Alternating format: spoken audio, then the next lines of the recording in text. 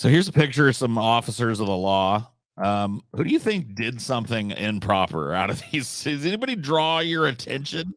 Anybody at all? I'm looking around at the faces here to see if anybody has those, those crazy eyes or anything. And if you had to take a guess as to which one of these cops guy on the right murdered the wife. My God. Yeah, you know what? Now that you zoom in, that guy on the right, oh, he scares the shit out of me. Look at him. Look at that son of a bitch. Oh, you know what?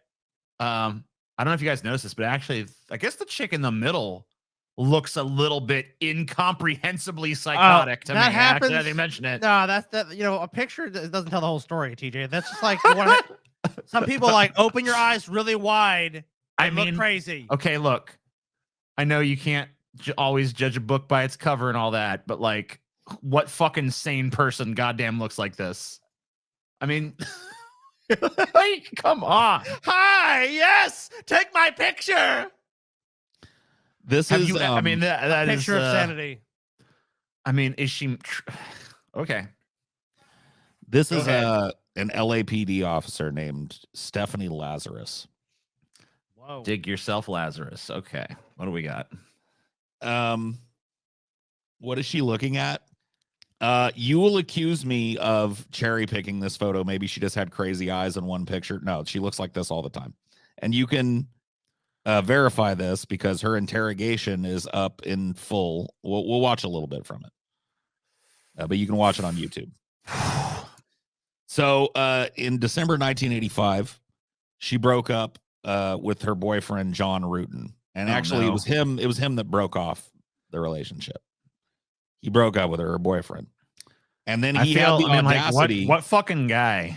Yeah, goes like, I don't know. Like if you're fucking sitting down for a date and you look across the table and this is there, don't I mean, go any further than that. There's a rule: don't stick your dick in crazy. But you know what? It's kind of like this though, because sometimes crazy is like it's like the honeypot, right? Exactly. There's a sweet taste to it for a while, but then there's the crazy person. Then you get a full dose of the crazy. And then you start getting stung because, like, eventually the hive's going to say, wait, I'm going to turn my crazy towards you. It's like, oh, wonderful.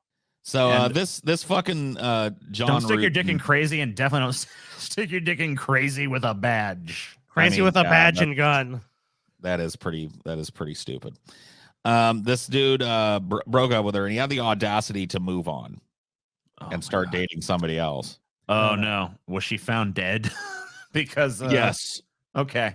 On February 4th, 1986, the new wife, because he went on to marry her. So a year later, he's married to a woman named Sherry Rasmussen. On February 24th, 86, she's found beaten and shot to death. And she had bite wounds all over her as well. Yeah.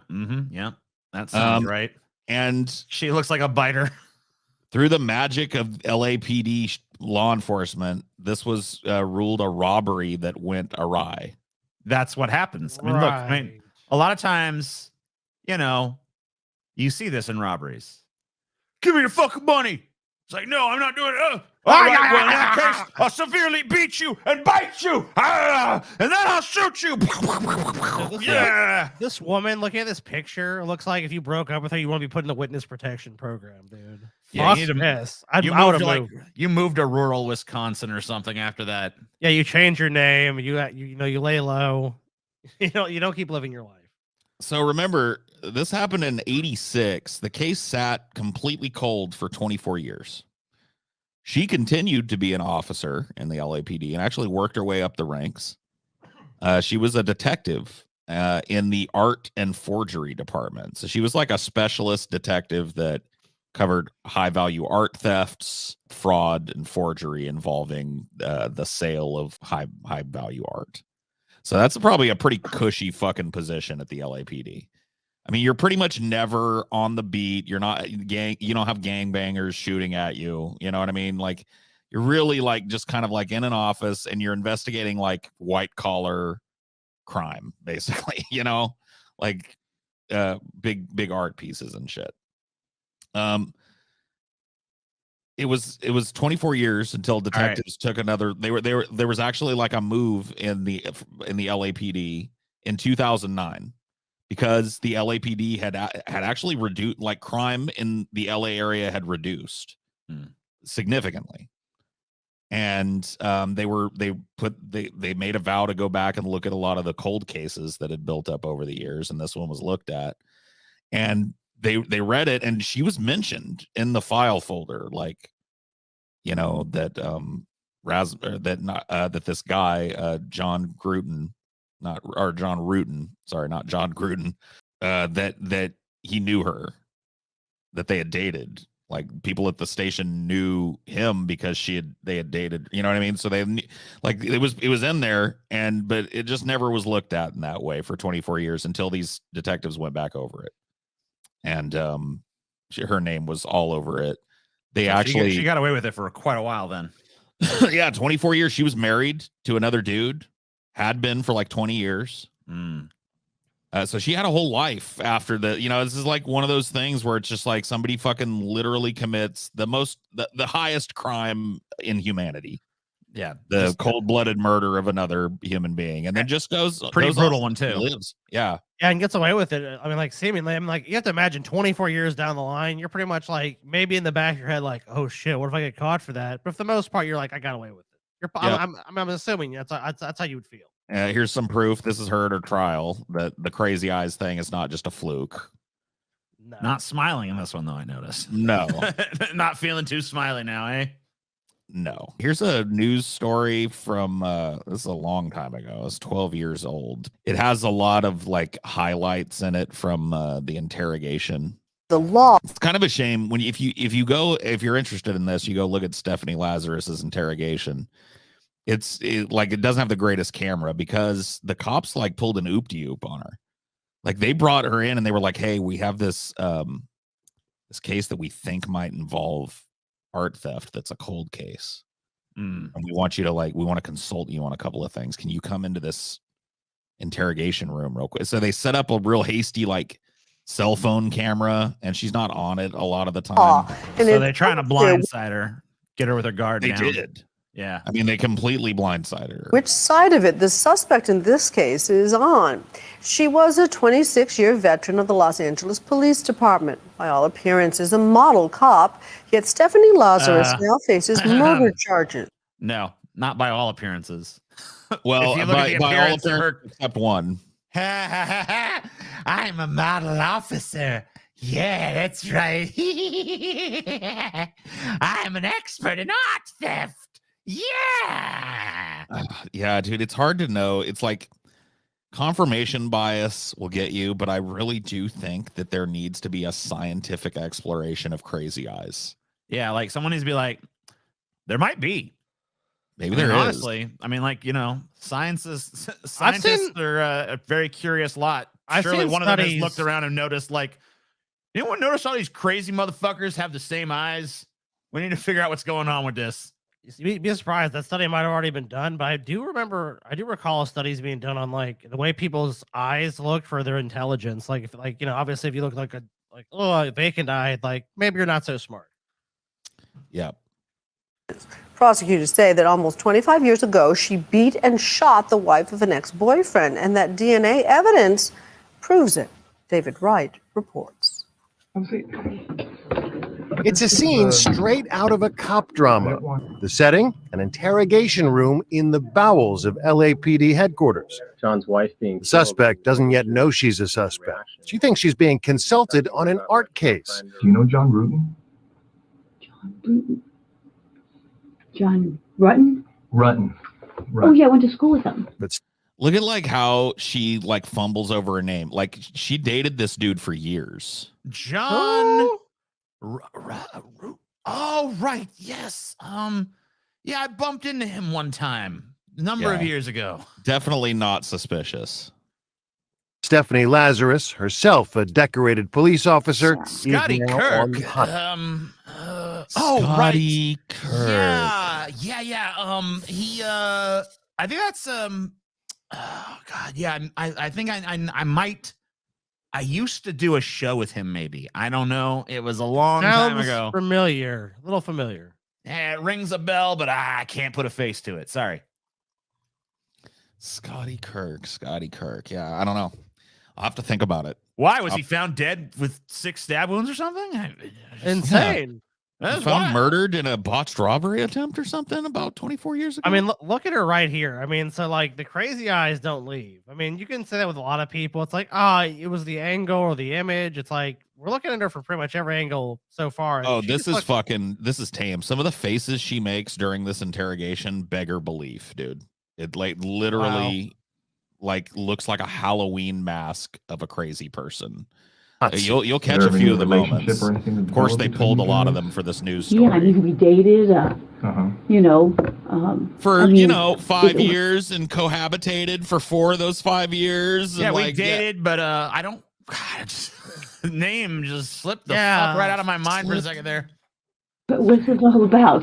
What it's all about is a cold case dating back nearly 25 years. The murder of John Rutan's wife. Do you remember the first name? Oh, she knows what it's all about. Shelly, Sherry, I don't know, something. Sherry Ray Rasmussen, a 29-year-old newlywed, beaten and gunned down in her own home. Sherry was bludgeoned and then shot several times at close range in the chest by rounds that almost all of which would have been fatal immediately. But That not dude is the before most fighting for her cop-looking life. dude I've ever fucking seen in my life. I know there really is a type. I mean, you could find one of you. These dudes the are on chief. every police force. Like these dudes were like born to be cops. Yeah, that dude is a cop. I mean, he definitely was. He's the fucking, I guess, the chief of police, at least at the time. I don't know if he still is. No, for LAPD. I don't think he is still. But yeah, Probably I mean, not. that's a I pretty mean, possibly. fucking. Who knows? That's the largest police force in America. He's the police chief, so that's a pretty politically powerful position. Which would have been fatal immediately. But not before fighting for her life against her killer, who police at the time assumed was a male burglar who was never apprehended. Yeah, that dude All these retired in years- 2020. Yeah. Later, the LAPD was able to take a fresh look at this cold case because of DNA evidence the murderer left at the crime scene. It was some fluids that were connected to a bite mark. DNA testing revealed the saliva from that bite mark belonged to a woman. Family members had long suspected the ex-girlfriend of the victim's husband. Nels and Loretta Rasmussen went to the LAPD and told them about the fact that this LAPD officer, John's ex-girlfriend, had shown up where Sherry worked. The ex-girlfriend? So this is another like twist that happens in the interrogation. You saw how she reacted. She didn't even know the girl's first name. And it turns out she'd had a huge fight with her at the hospital that this girl worked at. She just went in there and had one of those, like, you better stay away from John. Shelly, Samantha, Sharon, Shibuya, Something, Sarah, maybe? I don't know. Shamalama Ding Dong. God damn, I don't know. Name. What Yeah, was I mean- that fucking bitch's name? I just can't remember.